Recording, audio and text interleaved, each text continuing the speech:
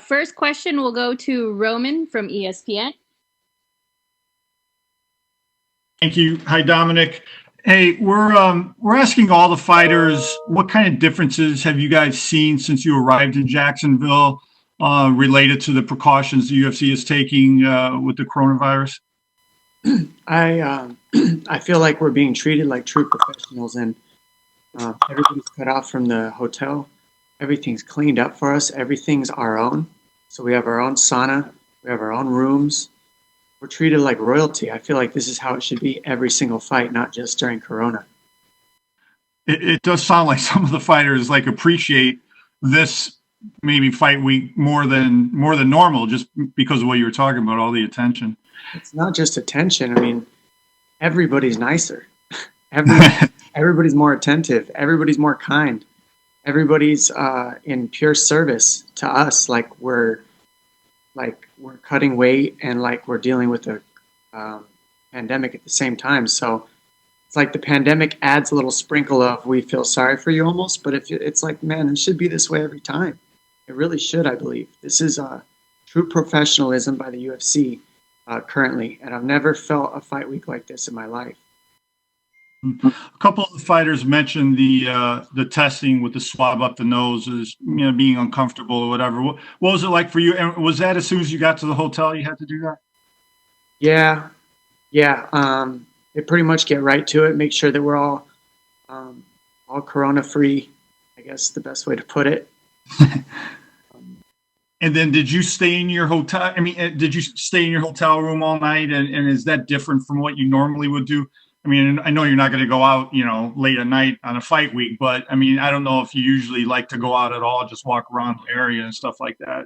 Was that different? Well, you got to really just put into perspective what's different for you. Are you able to leave your home? Are you able? I mean, not really. You're not supposed to, right? We're in the same. Right. I'm not trying to be mean or anything, but we're under the same pretenses as everybody at home. So we're not getting treated any better, but we're not getting treated any worse. I think we're just getting treated with a ton of attention, and it's nice to be respected. Very good. Thank you. That's all I got.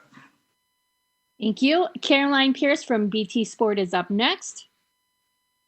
Hey, Dom, so good to see you back in a fight week. And I just wanted to ask you, what does it feel like to be back preparing for a fight just a day away from weigh-ins, albeit a very different environment to what you'd be used to? I'm thankful for food and water.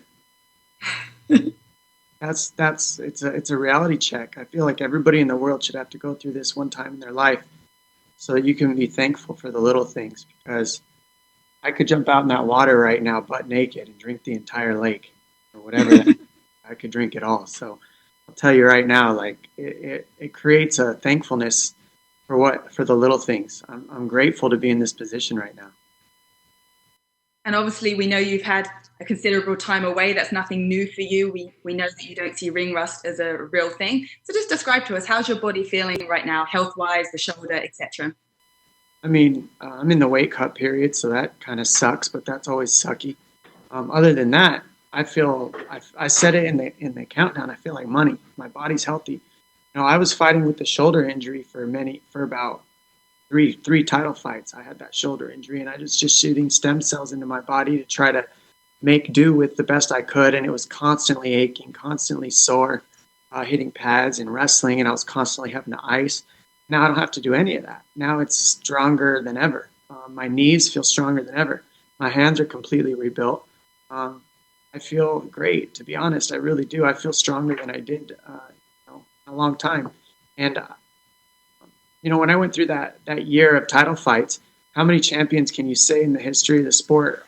It's not a lot. I would almost be certain that I fought 3 title fights in a year. That really took a toll on me that year. So the time off has served me very well. So straight back into a title fight, of course, against Henry Cejudo. You've mentioned that you don't feel he's fought necessarily the caliber of fighter as yourself at bantamweight and in the past. So what do you feel you bring to the table here that he may not be used to, even being the Olympic athlete that he is? Well, it's the range in the space. That's a big difference. So Marlon Moraes is a linear fighter, straight forward and back.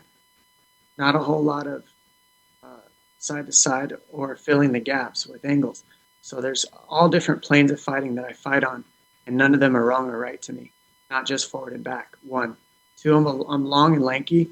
Also, I can wrestle. I have a wrestling background. So where Henry Cejudo knows how to grind, I know how to grind. Instead of getting tired and pulling back, I grind with him. The people that he's beaten, Joseph Benavidez, TJ Dillashaw. He beat TJ Dillashaw at 125 pounds. I think at 135 pounds, that's a completely different fight. I think TJ Dillashaw is more durable and can take the shot that he couldn't at 125. That's why I never went to 125, is I knew I wouldn't be durable enough to make. I could make the weight, but my body wouldn't be durable enough to take the fight and perform to my highest level. So I know 35 is the lowest I can go. So Benavidez, beat him, and I fought Benavidez twice. Demetrius Johnson beat him once, lost to him once. But on the second win that Henry beat him, it was close, and they're the same height. So he was able to utilize the clinch a lot. He was able to utilize knees a lot, and he was also able to out wrestle him, which is what I was also able to do. So there's a lot of different things that you look at in the people that Henry's beaten. Not only have I beaten pretty much every single guy that he's beaten, but I beat him for titles. And other than Marlon Moraes, I've definitely had a lot more title fights and a lot more time in that octagon than him. All that stuff added up, it's ring generalship. It's understanding where to be. It's understanding how to use the time. Understanding how to use the fight in every single minute and every single second of every single round. And that's what I do very well. Of course, getting the win and the title is what you're going for. But how would you like it to play out? Are you looking for cage time? Are you looking to go those 5 rounds because you've obviously been out the cage for so long? Or is it a fast finish that you're after? Everybody, I'm going to tell you something. And this is why I hate hearing, I'm going for the finish. We are all going for the finish. Every single one of us wants to walk in there and do what happened, or what Masvidal did. If we could fight every single fight like that, it would be that way. Jump in there, jump guy the knee in the face, and the fight's over, and we walk out with our check. Every single person wants that. Does it happen? No. That's like going into a Super Bowl football game and saying that it's not going to go into overtime, or that they're not going to rely on a field goal to win it. It's just, they're the 2 best teams in the world, so you expect it to go down to the nitty-gritty, or it's going to be a blowout. It's very rarely, not that. Either a blowout or right up to the last second. I don't hold on and attach to any of that. I just let it be what it's going to be. I hear what you're saying, Dom, but do you remember Brad Pickett saying he felt disappointed if he didn't get punched in the face quite a bit and go the full distance? Yeah, well, I mean, Brad Pickett is not me. If I can go in there and not have you lay a finger on me, that's what I will do. Now, that might not be what anybody else wants. I'm sure a lot of people would like to see me get punched, and maybe Brad Pickett likes to get punched. I don't want you to touch me. Don't touch me at all. And last question from me. You've been preparing with Jeremy Stephens, obviously also on this card. How beneficial has that been for you, the both of you training together and preparing for such a big night? Well, he's just so big and strong, and hits hard and different, and powers a lot of stuff, uses a lot of power. He's got extremely good balance, good wrestling, tons of experience, like all the stuff that I was saying. He's got as much experience as me. Maybe not on 5-round title fights, but in the octagon in general, he's got tons of fights, over 20 fights in the UFC alone. So that kind of experience is just so good to feed off of. He's got so many good things to bounce ideas off of. And just training alone is just amazing because he's bigger than me. He's got about, at any given time, between 15 and 20 pounds of weight. So I'm a little bit quicker than him. So I add a speed advantage that I get to utilize on him. And he adds a size advantage that he gets to utilize on me. And as training partners, it's a perfect push-pull.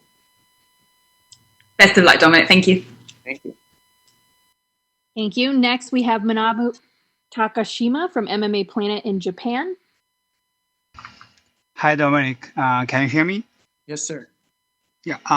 MMA improved a lot last 3 years, especially in the scramble game. And when you're taking your opponent down, but he goes back to your own foot quickly. So which part of games did you improve mostly rather than last 3 years? A very educated question. I appreciate that.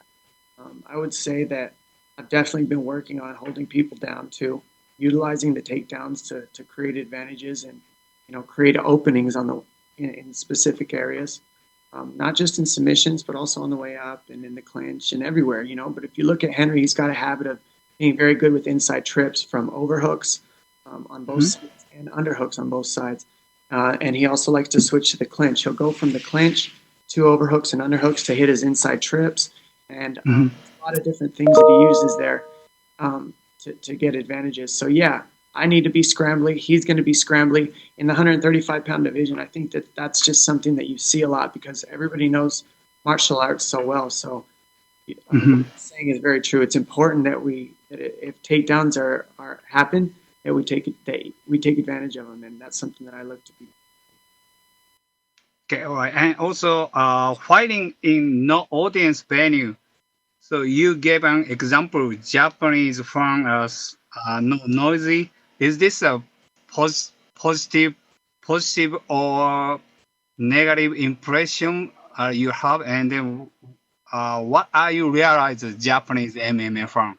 Yeah, the reason why I created that relation is it's been done before. I used to watch Pride all the time, and it would be silent. And from my experience of the Japanese community, they're very educated in the sport, and they want to know every single move, and they respect every single move. So that's why they're quiet and they listen, and they're paying attention to everything. It looks like to me. I mean, I don't know. I've never fought in Japan, but that's what it looks like when I would watch Pride. The respect is there very highly for martial arts and for us as martial artists. So I'm looking at it as that. If it's been done with those athletes before where they're fighting in pure silence, they can only hear each other's corners, then I can do that. Be silent. So I'm kind of visualizing it's going to be like if I fought in Japan, where it would just be silent in the crowd. Whether there's people there or not doesn't matter. At the end, you get to enjoy the people because you guys are huge fans. But during the fight itself, it's silent. So it's been done before. I can do it. And that's more what I meant by it. All right. Thank you so much. Yeah, thank you. Thank you. Next, we have Carlos Contreras for the last questions for Dominick. Hi, Dominick. Can you hear me there? Yes, sir.